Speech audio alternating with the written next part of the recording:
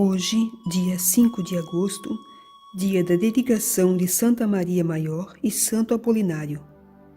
A liturgia nos convida hoje a comemorar a dedicação da Basílica de Santa Maria Maior, o primeiro templo mariano construído em Roma.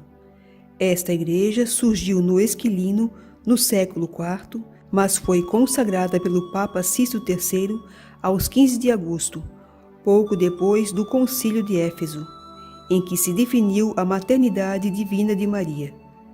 Preciosos mosaicos alusivos a Nossa Senhora evidenciam o dogma da divina maternidade e fazem desta igreja, que tem o título de Basílica Maior, um monumento histórico de primeira importância para a devoção do povo romano e de toda a cristandade.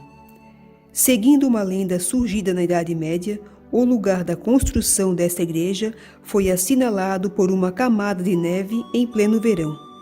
Isto contribuiu em muito para a difusão de sua comemoração anual sob o título de Nossa Senhora das Neves.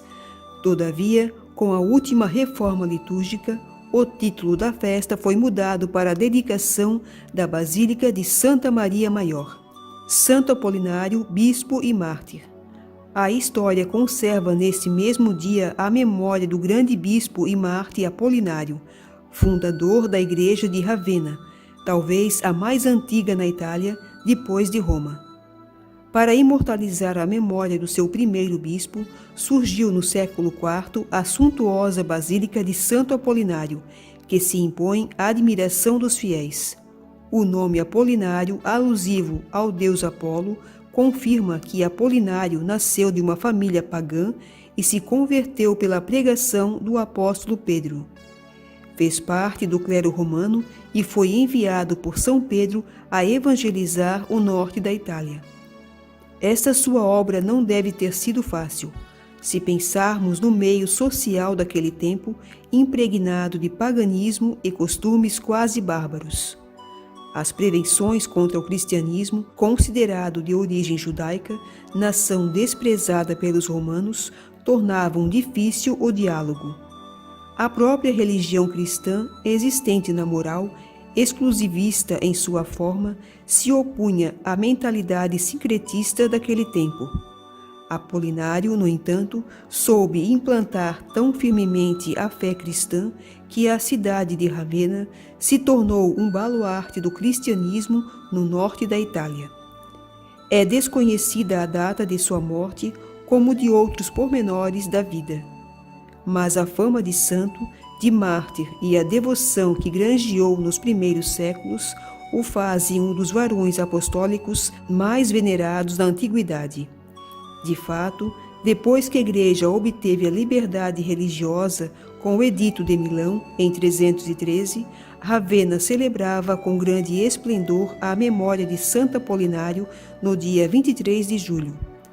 Seu ilustre sucessor na cátedra, São Pedro Crisólogo, doutor da Igreja em 450, celebrava em seus discursos a glória de Apolinário, apresentando-o aos fiéis como maravilhoso exemplo de zelo apostólico, fidelidade a Cristo, coragem nos sofrimentos e torturas suportadas por causa da fé. Comumente é considerado mártir, embora o primeiro título recebido seja de confessor, no sentido que confessou Cristo pela vida e pela morte.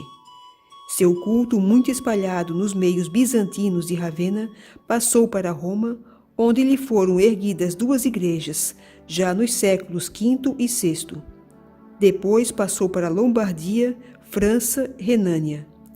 Suas relíquias são conservadas na Basílica de Santo Apolinário em Classe, uma das igrejas mais artísticas que a antiguidade nos legou. Perdoai, Senhor, os nossos pecados, e como não vos podemos agradar por nossos atos, sejamos salvos pela intercessão da Virgem Maria, Mãe de Deus, por nosso Senhor Jesus Cristo, vosso Filho, na unidade do Espírito Santo. Amém. Nossa Senhora das Neves e Santo Apolinário, rogai por nós.